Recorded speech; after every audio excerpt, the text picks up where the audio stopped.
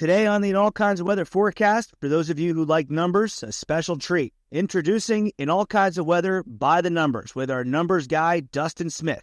He's going to break down his In All Kinds of Weather forecaster model. He's going to give national power rankings. For the Gators, he'll go game by game and give a percentage chance the Gators have to win them each.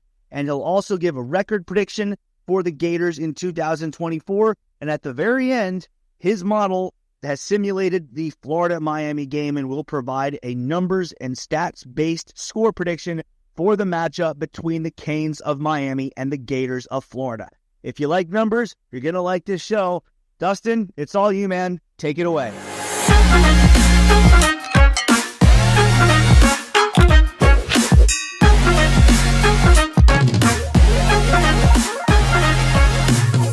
This is Dustin Smith from the In All Kinds of Weather forecast. You can follow me on X at IAKOW Dustin, and I'm here today to discuss the debut of the 2024 In All Kinds of Weather forecaster model. And as Neil and Chris like to call me, I am the numbers guy on the team. And just a little bit about me, I went to the University of Florida and got my degree in aerospace engineering. In addition to that, I played 4 years in high school as a quarterback, and I have always been a student of the game. So combining my football knowledge, my football experience, and my skill set in numerical analysis and engineering, I came up with this power ranking system in simulator, which attempts to simulate college football games.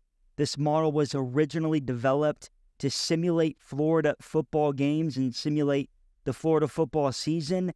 And that is exactly what this model has done. In fact, you don't want to miss the end of this show when I will reveal what the model has simulated for the matchup between the Florida Gators and the Miami Hurricanes. This matchup is obviously incredibly exciting for Gator Nation. I know that there's people all over the country that are going to be watching this football game, and you want to sit on the edge of your seat as we go through the numbers for this year's college football season.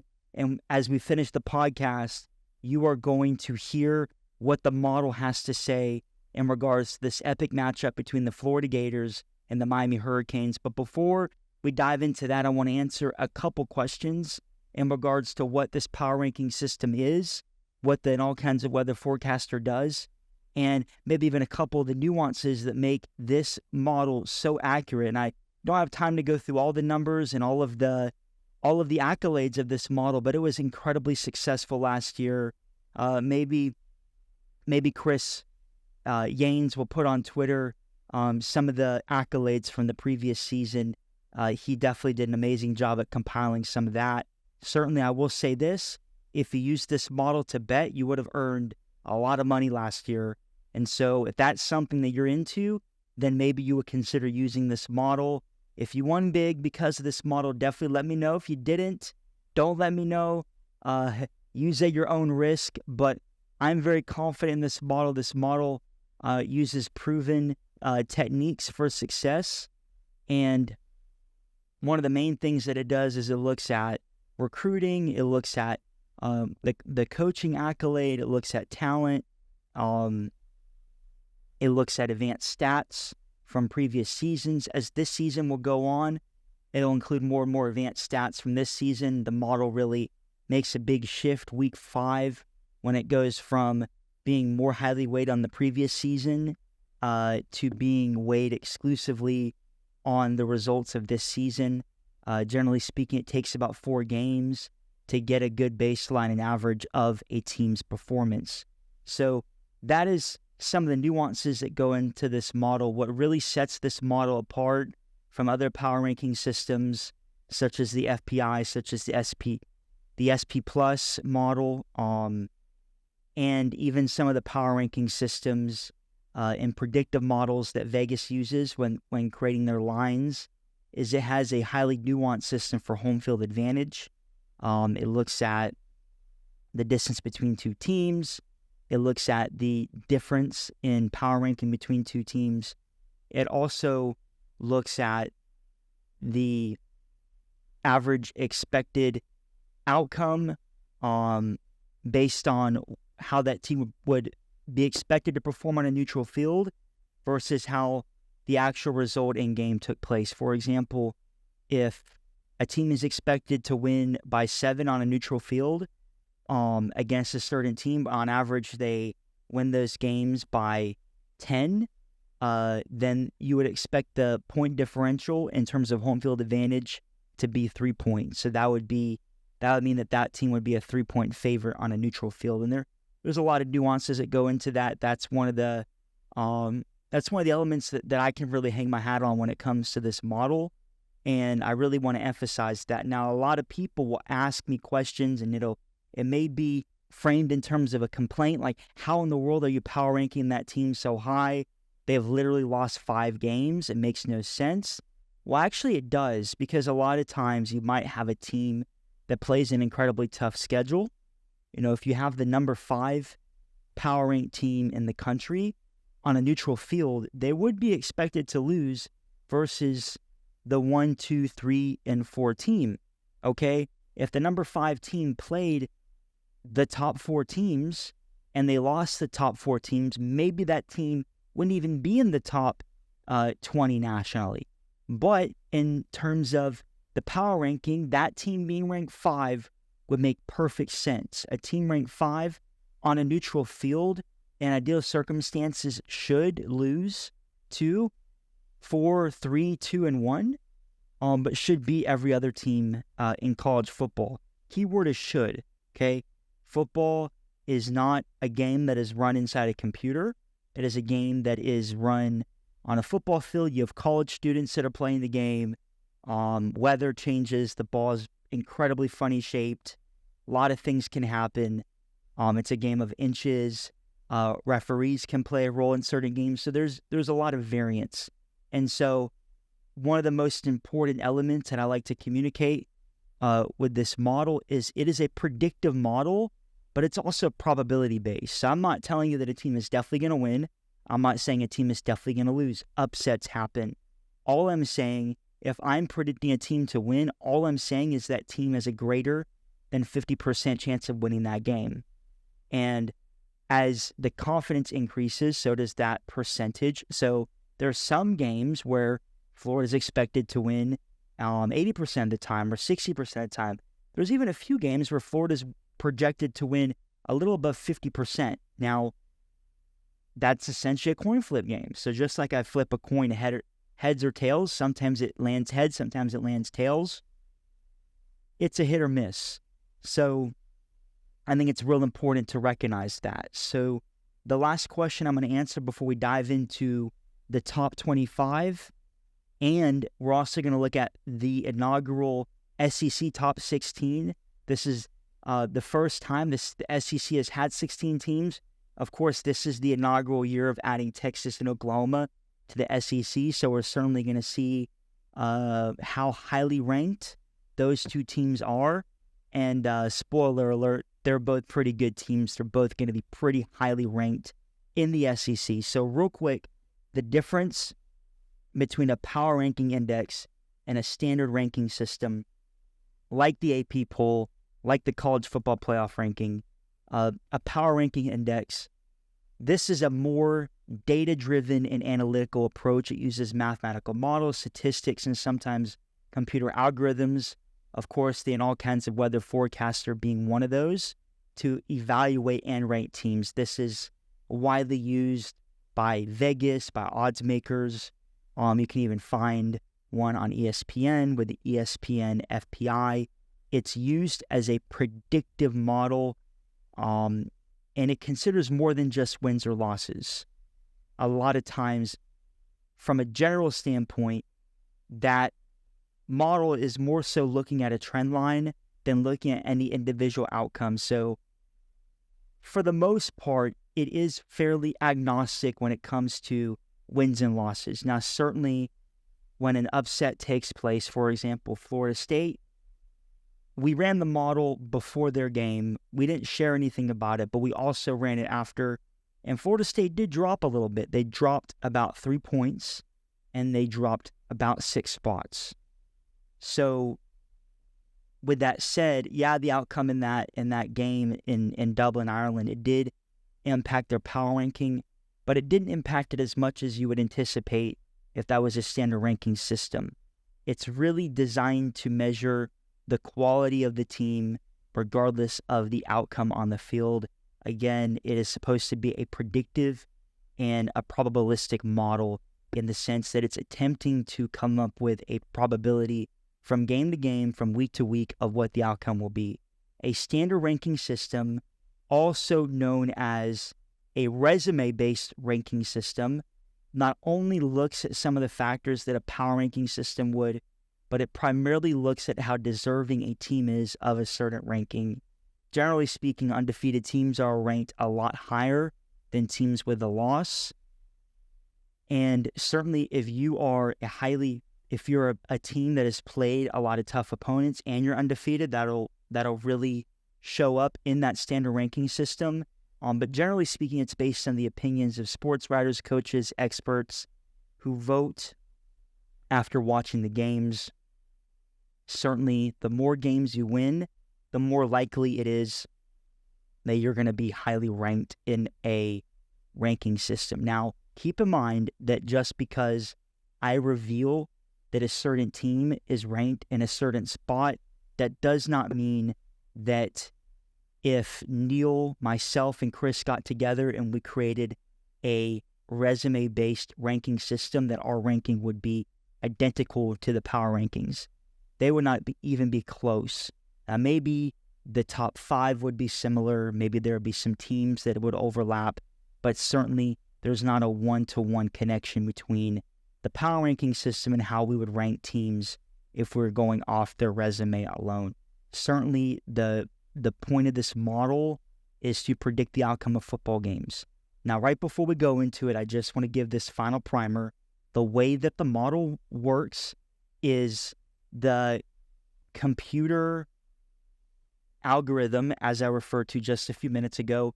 The computer algorithm produces an index. So it compiles all this data and normalizes different data points. Different data points are weighed even depending on where we are in the season. Certainly, the statistics during the season are less important right now, and they will increasingly become important as the season goes on. The reason for that is certainly a team like Arkansas, who beats their cupcake opponent by 70 points in an opening game. That is probably not it's probably not a number that is going to be reflective of how Arkansas will play the rest of the season. Certainly, as Arkansas plays the meat of the schedule, I do not anticipate them to be beating opponents like that. But certainly, if Arkansas was to play Auburn, for example, and beat Auburn by 70 points, then that is certainly a data point to look at, just as an example. So it's going to spit out an index. And what is that index? That is a score above average for that expected team. What do I mean by that? So the power ranking index for the average team in college football, the normalized median team in college football, that team would be on a neutral field. That would be their index would be 0. The number 1 ranked team in all kinds of weather forecaster has an overall rating of just under 28 points, meaning on a neutral field against the average team in college football, that number 1 team would be expected to win by 4 touchdowns. That's how the rating system works. So as we go through the numbers, that's actually what we use in order to predict the score. There's a lot that goes into a lot of numbers. If you have any questions, feel free to write me on X. Feel free to, whenever we get the chance to have the space, I'm pretty sure throughout the season, myself along with the All Kinds of Weather team, we're going to do spaces on X, and we're going to have discussion about what this power ranking system looks like. Without further ado, let's dive into the All Kinds of Weather forecaster top 25. We're going to start from the bottom and we're going to work our way up top. We're going to start at number 25. in the country we have in this power ranking system. Again, keep in mind, this is a power ranking system, not a resume-based system. We have the Arizona Wildcats at number 25. At 24, we have Louisville. At 23, we have Kansas State. 22, North Carolina. 21, Utah. Now it's time to get into the top 20. At number 20, we have Auburn. And at number 19, we have the Florida Gators. Now just above Florida is the Miami Hurricanes at number 18. In other words, if the Florida and Miami game was played on a neutral field, I would expect that game in an average environment, average circumstance, average outcome, I would expect on a neutral field that game to end up in overtime, because Miami is just 0.2 points better than Florida on a neutral field.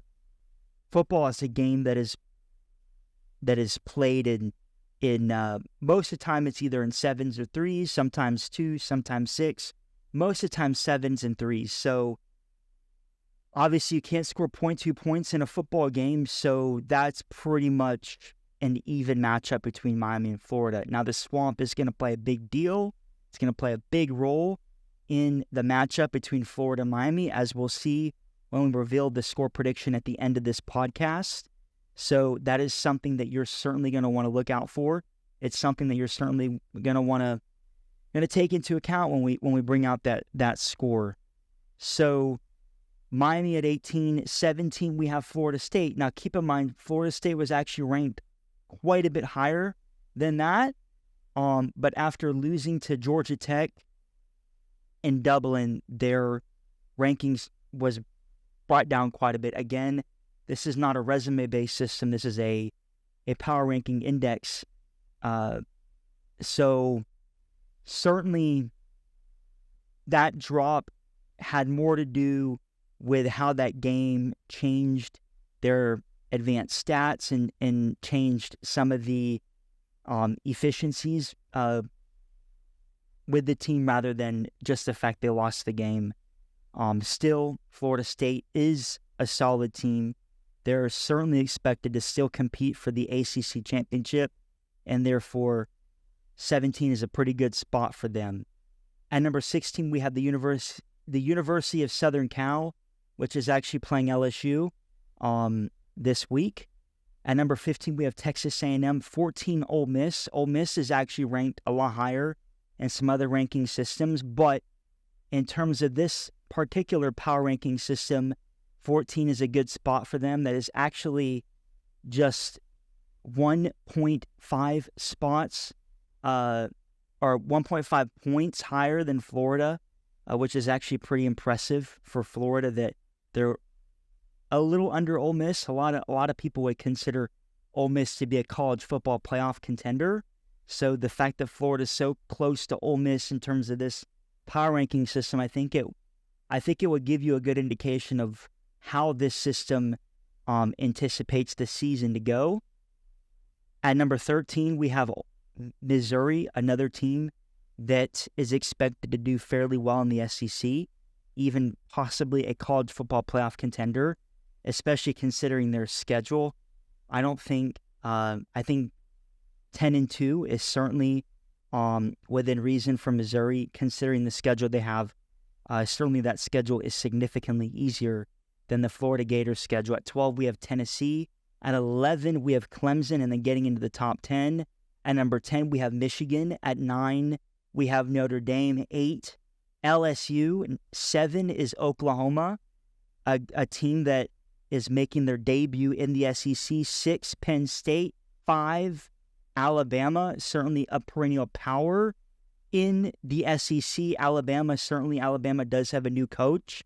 Nick Saban has retired. However, Alabama is still a juggernaut when it comes to talent on the field. They have one of the most talented rosters in the country. In fact, according to the 247 Sports Talent Composite, they are the most talented team in the country. So that's why they're number 5. Now, if Nick Saban was still the coach, I would guess that Alabama would be number 1 right now. Certainly not having Nick Saban as the coach plays a role in why they're 5 and not 1. But could Alabama win it all this year? It's very possible. They're incredibly talented. They're certainly going to be a force within the SEC. Speaking of SEC, another team that is just joined the SEC. At number 4, we have the Texas Longhorns. At number 3, we have the Oregon Ducks, which is actually the team that personally I am picking to win the national championship. The Oregon Ducks, they look to be unstoppable this year. Maybe an SEC team will stop them in the playoffs, but they look incredibly formidable this year. Ohio State is the number 2 team in the country. And at number 1, we, of course, have the arch nemesis of the Florida Gators, the Georgia Bulldogs. This is that team that I mentioned earlier that on a neutral field would defeat the average college football team by a little under 28 points, which is incredibly impressive. That is one of the highest preseason power ranking indexes that I've ever seen for a team. Georgia looks absolutely unstoppable this year. We'll see what happens. Anyway, speaking of Georgia, let's get into our SEC top 16.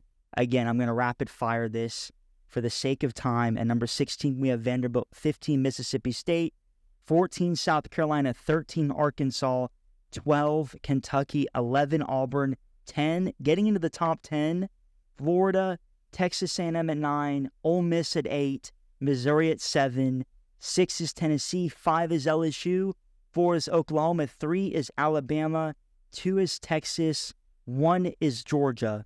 Any of those top 3 teams, Georgia, Texas, Alabama, each of those teams are, in my mind, contenders for the national championship alongside the likes of Ohio State, Oregon, of course. I'll also throw in Penn State into that list of being contenders for the national championship. Certainly, seeing Florida at number 10 in the SEC is difficult. Certainly, Gator fans, we want Florida to be, at minimum, a top 5 SEC team. The SEC is really tough this year, y'all.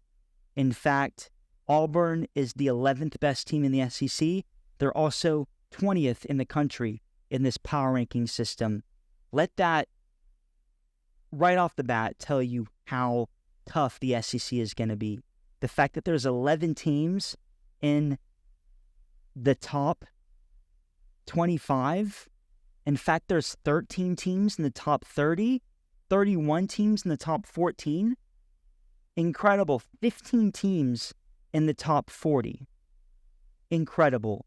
The SEC from top to bottom is by far the best conference, and that includes whatever happened to the Big Ten. In fact, the only team that is below average in the SEC is Vanderbilt at with their power index of being negative 2.1. But even still, on a neutral field, they would be in a dogfight with the average college football team. Vanderbilt, they're not awful. They're pretty much average. So the fact that all but one team in the SEC is above average, and just that one team that's not above average, they're pretty close to average, if not a little below average. Incredibly impressive league that we have this year in the SEC. It's certainly going to be an exciting year of college football to watch. Florida has an insanely tough schedule, playing some of the best teams in the country, including having Texas, Georgia, LSU, Tennessee, amongst other teams on that schedule. It's going to be a tough gauntlet of games. It's going to be exciting, not to mention the matchup that Florida has with the Miami Hurricanes. Speaking of that gauntlet, let's dive right into the season simulation for the Florida Gators. Now, each week, I'm going to come forward and give my score prediction based on the model. So we're going to start off with Florida and Miami. Of course, this is a big matchup in the Swamp. Florida has a 65% chance of winning this game. The model's calling it a dub for the Florida Gators. After that, of course, you have Florida and Samford, another home game in the Swamp. Florida has a 99% chance of winning this game. Again, another dub for the Florida Gators. Of course, the model has the Gators starting 2-0. Right after that, you have another big-time matchup in the Swamp, Florida and Texas A&M. This is going to be another incredible game. You have Florida with a 66% chance of defeating Texas A&M. It's going to be an exciting game. All of these games are going to be exciting. In fact, Florida and Mississippi State, the irony of Mississippi State being the number 15th team in the SEC, Florida's playing at their place. Home field advantage matters. And Florida is going to be in a dogfight with Mississippi State in Starkville. Florida has a 52% chance of defeating Mississippi State. Essentially a coin flip. I would not be surprised at all if Mississippi pulls out the narrow upset at home against the Florida Gators. Florida then comes in and plays the University of Central Florida, UCF, the Knights. In the Swamp, Florida looks to avenge their previous matchup with UCF and get the dub, and the model does like Florida to get the dub. The model does like Florida to start off the season 5-0, and the model gives Florida a 73.5% chance of beating the University of Central Florida. Moving on to Florida's big-time road test with Tennessee and Neyland Stadium. The model likes Tennessee in this matchup. The model likes Tennessee by 10 points, and that gives Florida a 31% chance to win, leaving Tennessee with a 69% chance to win.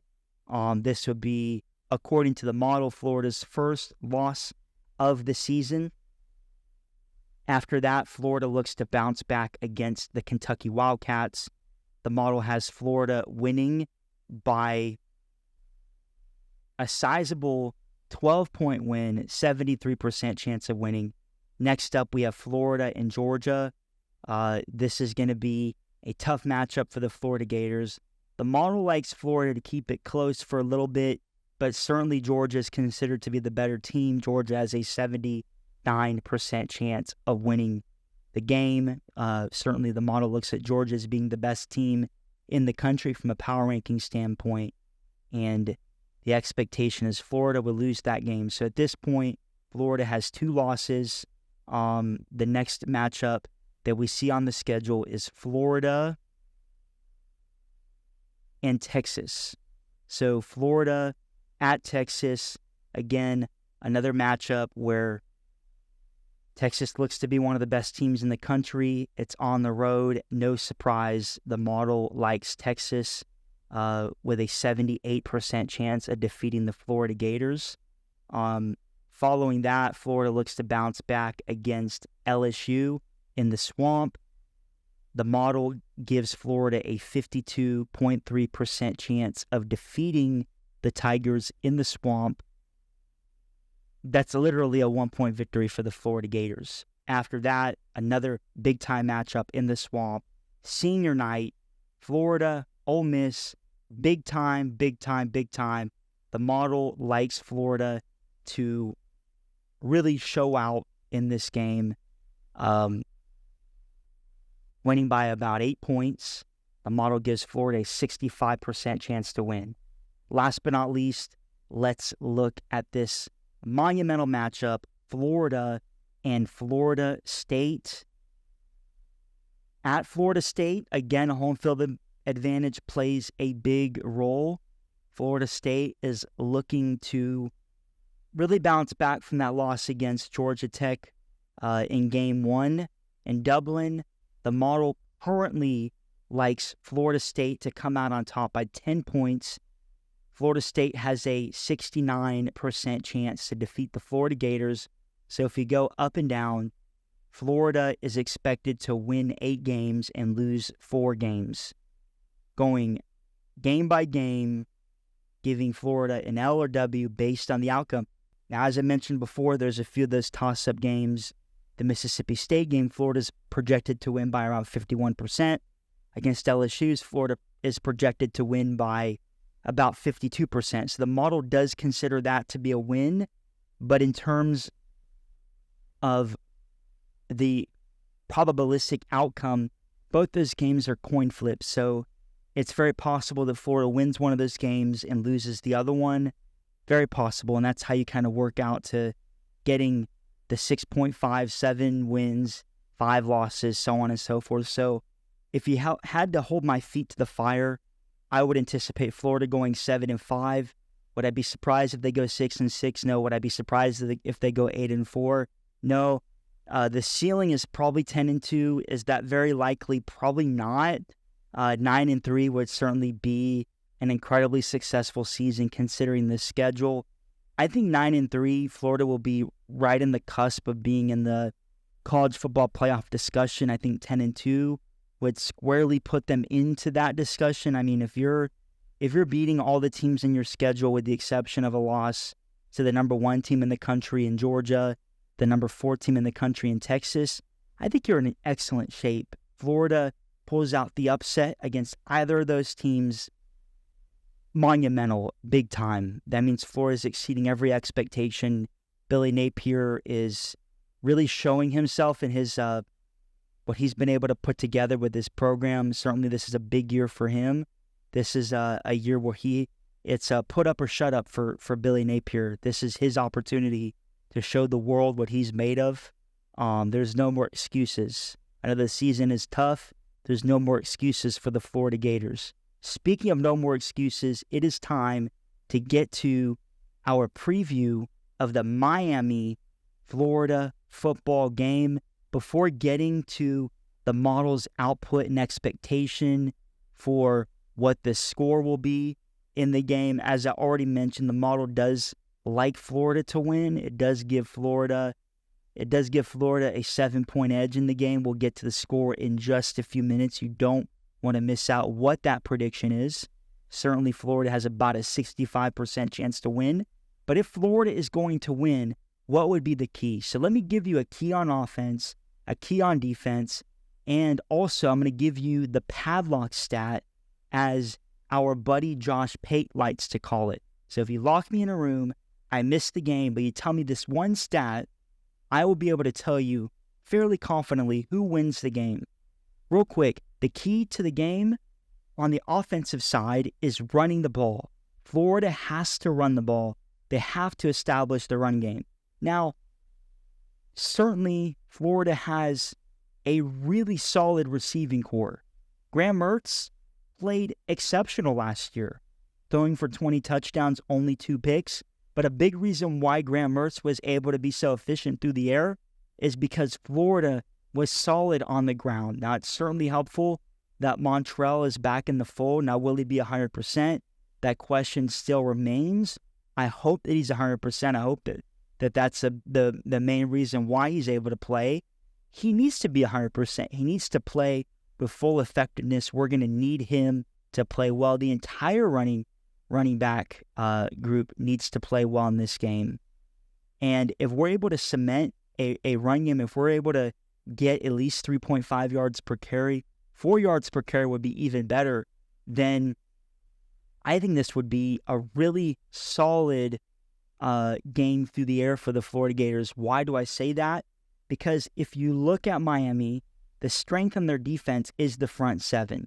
So if you're able to spread out the team and get the defense in a position where they have to defend the run, then you're going to leave that secondary, which I would consider to be the weakness in Miami's defense. If you're able to spread out that secondary, put some of these inexperienced players on islands, and then you give guys like Trey Wilson and Badger, you give them opportunities to get wide open. If Florida's able to cement the running game early, I think it's going to open up some big plays in the passing game. On the defensive side for the Florida Gators, it's going to be highly critical that Florida forces turnovers. Absolutely imperative that Florida forces turnovers. That's really the biggest way that you're going to neutralize what Miami is going to be able to do when it comes to running the ball and throwing the ball. Their quarterback is a dual-threat quarterback, came from Washington State. Excellent, excellent player. He's certainly a formidable opponent. Their running back is excellent. They have talent all over the field. Their offensive line is something special. Cristobal has done an excellent job at recruiting at Miami. If Florida's going to neutralize that Miami offense, they're going to do it by forcing turnovers. In fact, that brings me right to the padlock stat. I expect Florida to win this game if what happens? If they win the turnover battle. If they force more turnovers than they produce, they're going to win the game. If it's neutral, if it's 0, toss up, I think the tie goes to the runner. In college football terms, tie goes to the home field advantage. If Florida doesn't win the turnover battle, it's going to be very challenging for them to win this game, even at home. Florida can't turn over the ball, and they got to force turnovers. Huge deal. So without further ado, let's get to it. The final prediction, the model simulation for the In All Kinds of Weather forecaster for this epic matchup between the Florida Gators and the Miami Hurricanes. What does the model say? The model likes Florida to come out on top by the score of 34-27. Again, let me say that again. I know for those of you that are watching, you see it on the screen, 34-27, Florida Gators. This looks to be a relatively high-scoring game, a shootout, if you will. Florida, through the air, looks to be exceptional, launched by that running game. It's going to be a great game for the Florida Gators. The Swamp is going to be absolutely electric if this prediction pans out. Incredibly exciting for the Florida Gators, winning by a score of 34-27. That is the pick by this model. I certainly hope the model is right. Vegas likes to think the other way. Vegas has Florida as a 2.5 point underdog upon the recording of this podcast. So we'll see what happens. Can Florida pull it out? We'll see. It's going to be an epic matchup. I know I'll be in the Swamp. I hope you're there too. If you're not in the game, I hope you're watching the game on television, ABC, 3:30 p.m. It's going to be absolutely electric. From all of us at In All Kinds of Weather, my name is Dustin Smith. This has been In All Kinds of Weather by the Numbers. Thank you so much for watching. Be sure to subscribe to this channel. Thank you so much for supporting. Thank you so much for taking the time to watch this. Enjoy this epic weekend of college football. Go Gators.